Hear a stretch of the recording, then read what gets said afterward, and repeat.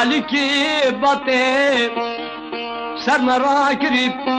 کو مرگی کو بگرانم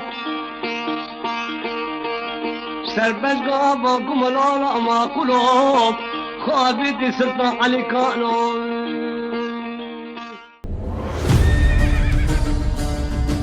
جارك جبوت هاتيه گوتن وصا ما تبو علي كبته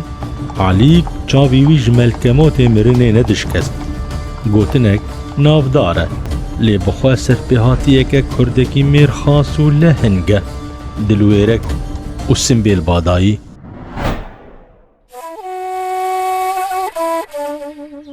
سال 1882 ان علی که بطه لگنده مزیزا خای سر بهرما مدیادا با کره کردستانی و تیدنی ناوی باوی بطه حسن عثمانه ناوی دیاوی فصلا فرحویه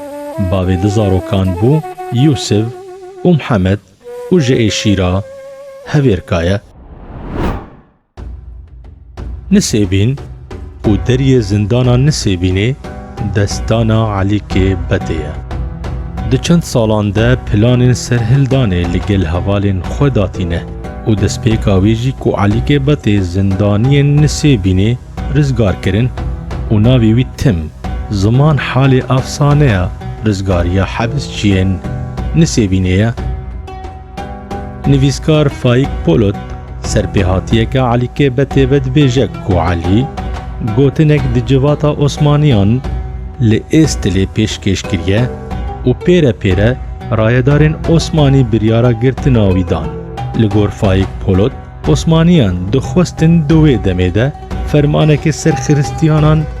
بسپینن لی علی که بطه کرد لهنگ گوتی چه کسی فرمان درخه و من لهمبری خواه ببینه. لسر گوتنا علی که بطه عثمانیان جمالا عثمان حاجو حمد فرحو حسین فرحو چلبی سرحان تبی علی که بطه و شمون حنی حیدو او بخوا سریانیه و چند کسایتین دن دگرن و سرگونی گرتیگه خربوت دکن پشتی 4-5 سالان علی که بطه شمون حنی حیدو حسین فرحو گوری زازی جگرتیگه خربوت باز ددن حسین فرحو گوری زازی تینه گرتن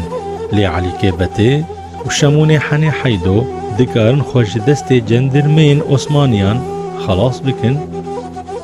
ده سال 1919 ده علی که بطه خودگهین گنده مزیزا خاف دست بسر هلدانه که دکه دوی شریده علی که بطه باجاری نسیبینه به دست دخینه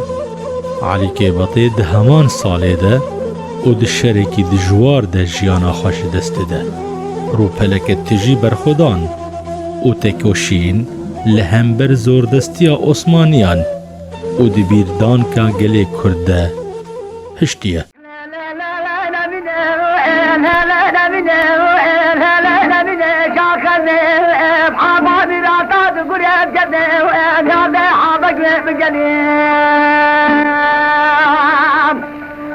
لا شارع دنجي خون جرير مالا ويدو دنجي شادير مالا حجي دا دنجي هديا باشي بيجات فريح علي حيدو دنجي بشاكا شي خدي زاليني ساي فاطمي